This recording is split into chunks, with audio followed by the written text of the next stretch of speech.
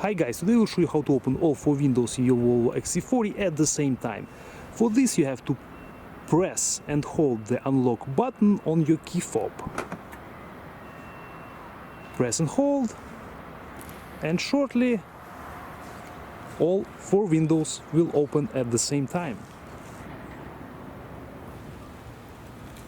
To close all of them at once, simply press and hold the lock button. Shortly, in a few seconds, all windows will close.